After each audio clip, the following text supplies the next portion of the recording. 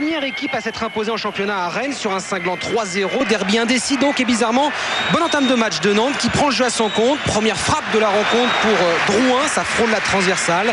Nantes avec Bagayoko en pointe, première titularisation de l'ancien Ajaxien aux côtés de Pujol. L'objectif des Nantais, c'est de décrocher enfin une première victoire cette saison. Nantes insiste avec Stinat qui s'avance, la frappe, les 2 points d'Isaacson. C'est le premier tir cadré du match après une demi-heure de jeu. Et pour le moment, rien à signaler côté Rennais, des Rennais étrangement timorés. On est dans la continuité avec le corner et à la réception de ce centre, la tête de Delomo, le réflexe d'Isaacson, une nouvelle fois bien placé. On n'a plus le temps, il faut prendre des points et vite, disait Nicolas Savino avant la rencontre. Confirmation de ce sursaut d'orgueil dans cette première demi-heure. Alors qu'on regarde ce ralenti, le jeu se poursuit avec la riposte rennaise. Le ballon sur la gauche vers Mornar. Mornar qui fixe son défenseur, le centre pour la tête de Fry et 1-0 pour Rennes. Le réalisme, le sang-froid d'Alexander Fry sur l'unique action rennaise de cette première période. L'entente déjà entre Mornar et Fry. Mornar déjà passeur décisif samedi dernier à Auxerre. Il récidive le Croate pour sa première à domicile. 3 buts en 3 matchs pour Fry qui continue d'affoler les statistiques.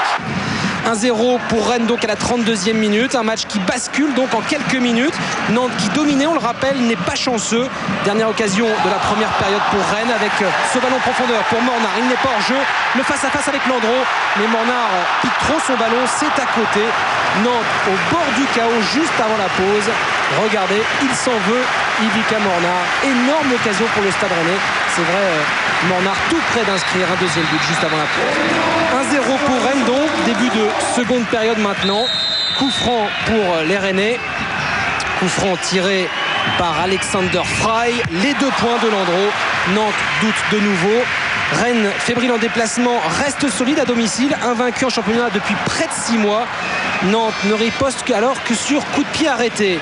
Avec ce coup franc à l'entrée de la surface, coup franc tiré par Yapi, la claquette d'Isaacson, toujours bien placé, le digne successeur de Petr Cech.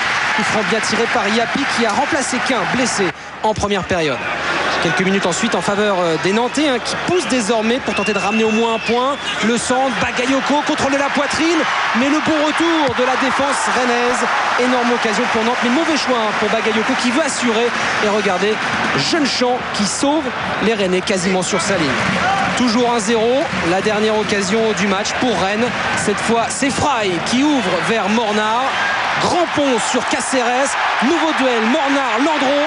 Et le dernier mot pour le gardien nantais, Ivica Mornar, plus en réussite ce soir en passeur qu'en finisseur.